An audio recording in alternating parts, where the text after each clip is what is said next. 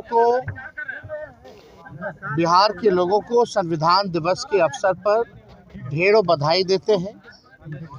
और आज बाबा साहब अम्बेडकर जो संविधान निर्माता हैं, उनको हम लोग याद करते हैं और पूरी तरीके से आश्वस्त करते हैं देश के लोगों को, बिहार के लोगों को, कि किसी भी कीमत पर संविधान और आरक्षण को बचाने के लिए हम लोग हमेशा खड़े रहेंगे।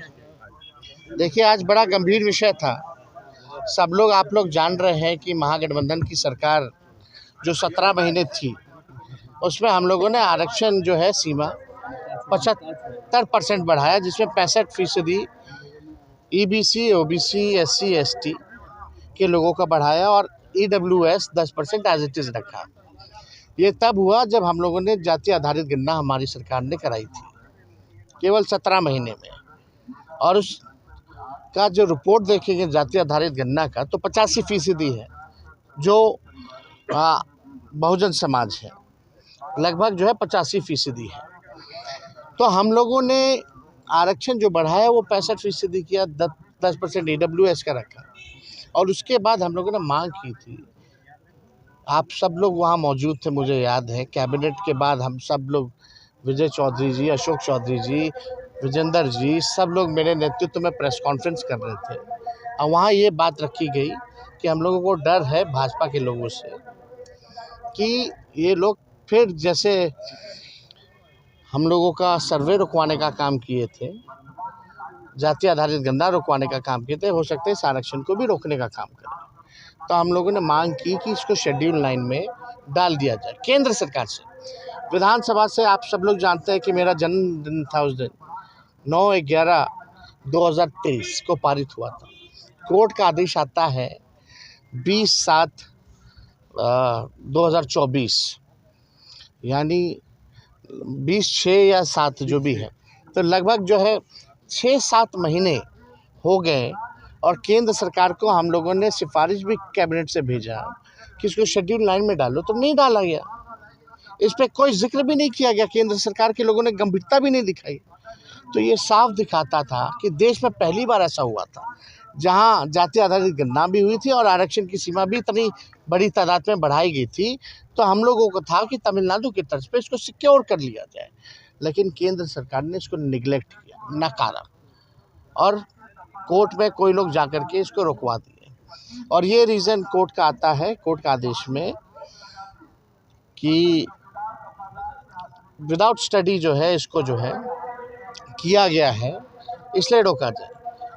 ठीक है, कोर्ट का जो आदेश था इससे निरस्त हो गया, लेकिन विदाउट स्टडी तो भाई EWS भी हुआ था, उसमें कौन सा आंकड़ा निकाला गया था? यहाँ तो कम से कम जाति आधारित गणना हुई थी। 50% बैरियर बीजेपी की सरकार ने तोड़ा था EWS को जोड़ने में। हम किसी के विरोधी नहीं है, लेकिन यहाँ तो 85% बहुजन की आबादी है, बहुजनों की, तो 65% दिया गया, तो भी जो है ये खारिज हुआ। तो इसको शेड्यूल 9 में लोगों ने नहीं डाला। हमारी आज यही मांग थी कि अगर सरकार चाहती है, क्योंकि इच्छुक है, तो कम से कम कमेटी बना दी जाए ताकि स्टडी भी हो जाए, और आनन फानन में जो है इसको कैबिनेट भी ले आया जाए, इस पर संशोधन करना हो। हम लोग 75% के थे, इस बार 85% वाला हम लोग ले आते हैं, क्या दिक्कत है? तो अगर सरकार अगर इच्छुक होगी तो नया बिल ला सकती है और कमेटी भी बन सकती है।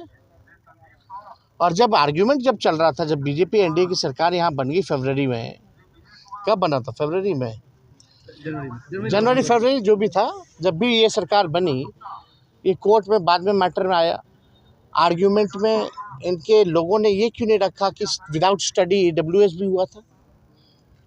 इसी का कारण है ना कि आरजेडी जो है सुप्रीम कोर्ट पहुंची है। तो आज हम लोग सुप्रीम कोर्ट में भी लड़ रहे हैं। तो यही मसला था जिसमें सरकार द्वारा जो है जलेबी छाना जा रहा था। अरे भाई ले लो यार, जिसको श्रेय लेना ले लो।